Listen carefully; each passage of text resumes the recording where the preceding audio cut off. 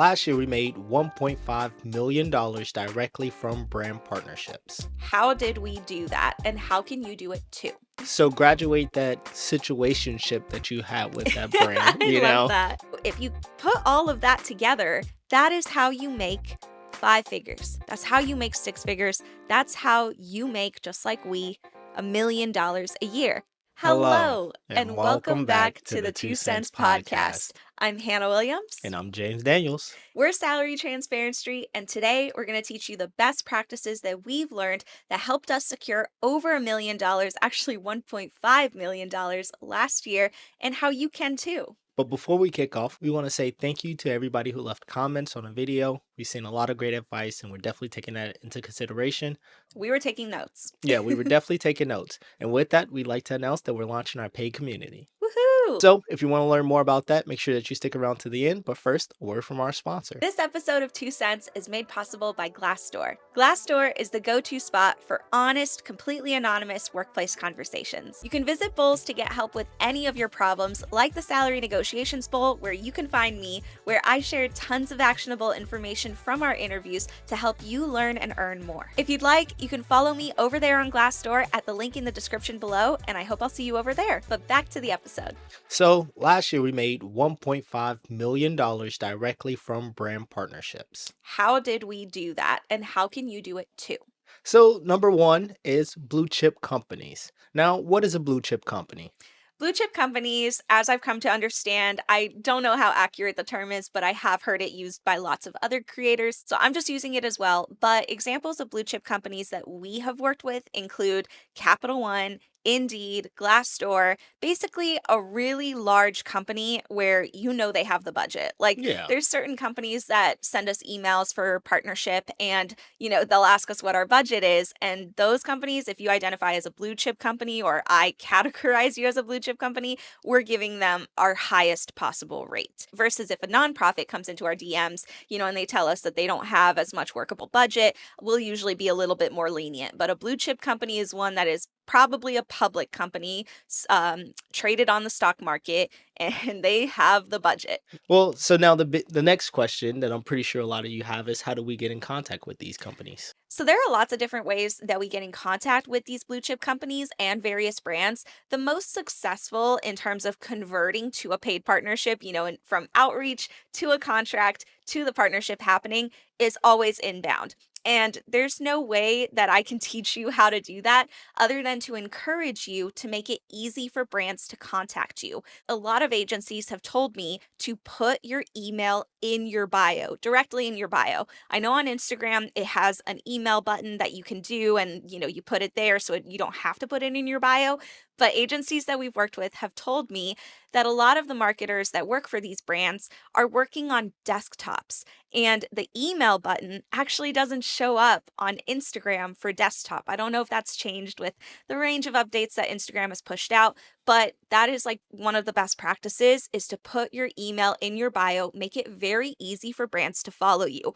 Always have ways for brands to contact you in your bio or in your profile. And so that's how you get inbound partnerships. The other way is straight outreach. Those are less likely to convert into actual partnerships in our experience, but there are a range of ways that you can do that. You can, number one, tap your inner network. So reach out to other creators that have worked with the brands that you want to work with. Hopefully you're in, good cahoots with them, and you can get an email that way. The other way that I have actually slyly figured out how to find these contacts, and it has actually converted into one of our paid partnerships, was using LinkedIn Sales Navigator. And this is not a paid ad. We are not sponsored by LinkedIn. You have to pay for the service. I believe that I'm not using it anymore because it's kind of pricey. Funny enough, in the grand scheme of things, if you look at our total expenses, it's not that pricey compared to other things we pay for, Yeah. but I see it and I see sticker shock. It's kind of, I believe it's $60 a month, which is kind of pricey. But really what it means is you have access to anybody you want to contact on LinkedIn. If they are in a sales role or a marketing role, you join LinkedIn Sales Navigator and you are now able to directly DM them in a way that you may not have been able to on like the standard LinkedIn profile, because a lot of these marketers either have their DMs closed off or their email isn't listed. I found marketing professionals that worked at the Knot through LinkedIn Sales Navigator, and I'd wanted to work with the Knot because I was like, we should do a spinoff where we ask people how much their weddings cost because we were getting married. So I was like, I know that ours is going to be like pricier than I'd like it to be, and so I'd like to learn more about how other people have saved money, what their total costs were, yada yada. I looked up the Knot in LinkedIn Sales Navigator. I found people that matched, marketing professionals I was looking to work with, partnership marketing. Those are like the keywords to look for. And I sent them a cold DM. I told them exactly what the pitch was, how I wanted to work with them, a little bit more about our brand. I heard back and we converted that into a 5-figure partnership. So it's not impossible to do direct outreach and convert to a paid partnership. It is just less likely than inbound because with inbound, these brands already have targeted you as somebody they want to work with. So you don't really have to sell them on why, they should work with you. They already know that they want to work with you. You just have to figure out, all those details in between. But that's how you get in contact with these brands. So now that you've made contact with these companies, like you're in the process of working a deal, one thing that would suggest you do is offer multiple deliverables. Now, What does what that mean? Yeah. now what does that mean exactly? That's allowing them the opportunity to build a package that fits whatever their needs are. hmm So that could be offering TikTok video as well as an Instagram story, a newsletter ad. hmm Um, Pretty much whatever you offer, give them an a la carte menu and hmm say, "These are the things that we have. What would you like?" Yeah, I love the idea of a package partnership because it allows you to test what works, especially if you're working with a brand for the first time. Sometimes, the messaging or the goal that they want to achieve is going to be less successful with different deliverables. And like you explained, different deliverables is different ways of conveying what they want, so you can do that in a video, you can do it in a publication, you can do it in a blog style. It's important to figure out what their goals are and how your content and the ways that you deliver content to your audience can help that brand achieve their goals. So, what are the different ways that you can deliver content, through video, through writing, offer them multiple things because not only does it inflate the total package, but it helps you, test what works. And it also improves your reach. Sometimes one thing might work, but the other won't. And if you only offered one option to the brand and that flops, it's going to be less likely that they'll renew. Versus if you offer them multiple things, sometimes you may have to even give a freebie, be like, hey, I can also throw in an Instagram story or I can throw in a newsletter ad. It's something that the brand would be grateful for. It shows that you're committed to the partnership as well. But, if one thing flops, but the other thing performs, you'll increase your chances that they'll renew. And yeah, because the most important thing is to have a long-term partnership. Yeah, we don't want one off partnerships. Sure, you might have a partnership that is worth $15,000 for one video, and you'll think, that's amazing. Like, that's more money than I've ever seen in my life. But once you start doing it frequently, you realize that that one video that cost you $15,000 that didn't renew, that you never work with them again, it's gone. Yeah, that's gone It's gone. after that 1 month. And you cannot renew it unless you work with a brand new brand. So it is really important to think about dating in a relationship with a brand. Like it's kind of how I think you should approach it, right? Yeah. If you like that brand and you want to keep working with them, you have to put the effort in. You have to work with them consistently. You don't just go on one date. You don't just go on two dates and bail. You don't ghost them.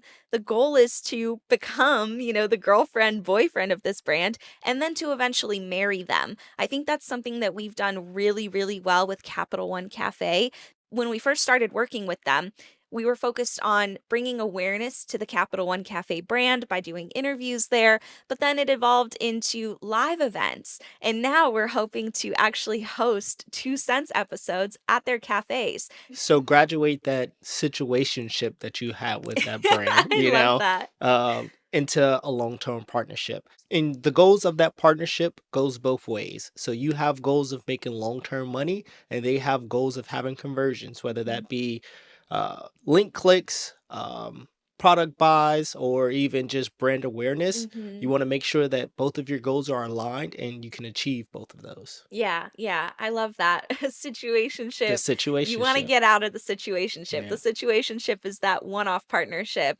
Marriage is when you're working with the brand for multiple months. And, if you put all of that together, that is how you make 5 figures. That's how you make 6 figures. That's how you make, just like we, $1,000,000 a year. Because now you've extended this one-off partnership worth $15,000 for one video. You've inflated it 3 to 5 times in 1 month by providing multiple assets. So instead of one video, you gave them one video worth $15,000. You gave them an Instagram story worth 5,000. You gave them a newsletter ad worth 2,000. You get where I'm going with this? If you give them multiple things like that each month, multiply it by 6 to 12 for a 6 month or a 12-month partnership, you have just secured hopefully 6 figures, if not 7 figures, by working with one brand consistently. Yeah. So, what are some of the best practices that we would recommend to the audience to help them out with these type of partnerships? Yeah, I think we touched on it a little bit, but number one is finding ideal brand partners within your niche. What are examples of ours? Our niche is everything that does with careers. I And mean, money. and money, finance. And that's why Indeed worked really well, Mm-hmm. because that's exactly what they do. They know that people are coming to us to learn about careers. So that partnership lent itself really well to our niche because Mm-hmm. people were coming to us to look for jobs. Yeah. And, at the time when we worked with Indeed, they were one of the leaders of transparency in the job search movement. Like other job search platforms had not committed to transparency in the way that Indeed did. Yeah. So it really made a lot of sense. And when we first started, our ideal brand partners within our niche in the job search world were Indeed, Glassdoor, LinkedIn, ZipRecruiter, and Monster. And I believe we had 3 of those in our DMs Yep. at the same time Since day one. since day one. And we kind of pitted them against each other, not, on purpose, but we were like, who has the most budget? What are their goals? We wanted to marry the right brand. And since we were looking at all of them, we were like, which one of these makes the most sense? And the reason we actually ended up working with Indeed back in the day, we no longer work with them, but we decided to work with them initially because in our first call with them, they were the only brand that talked about their goals for transparency and how, as a platform, they were going to advance that mission and movement. And I was like, they get it. Like, they are the ones we want to work with. Yeah. Well Since then, then, they have well, kind of pulled back, yeah. but Well, then also the other thing was that we actually used Indeed ourselves, yes. like so we were like, this is a platform that we've used Hmm. to secure careers. Why not give our audience that chance to see that as well? Yeah, and I will drop a little bit of tea here.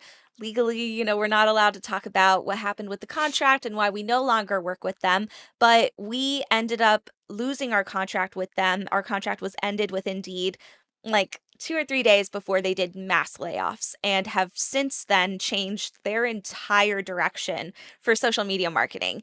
And so, towards the end of this, we're going to talk a little bit more about our announcement for our paid community, but that has a lot to do with it because you have the potential to get a 6 or 7 figure brand deal with certain partners, but it's incredibly volatile. And I want to stress that it goes up and down. Like if the advertising economy takes a hit, if the economy as a whole takes a hit, usually advertising and marketing in a company is the first thing to get cut. So who do they cut? The creators that they work with. And, the political and economic landscape we're currently in has lent itself to a very volatile environment for these brand partnerships as well, which is where we're at, where we would like to become less reliant on them.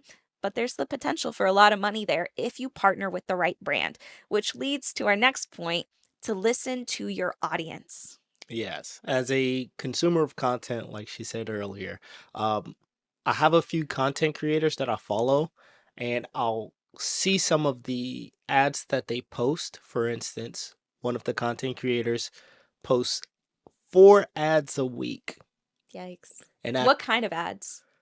just different ads. That's the Oh thing. no, they're Yeah, all different. all different. So there's no Yikes. loyalty to one brand, and most of their content now is just ads. It's not even Mhm. the content that I originally followed them for.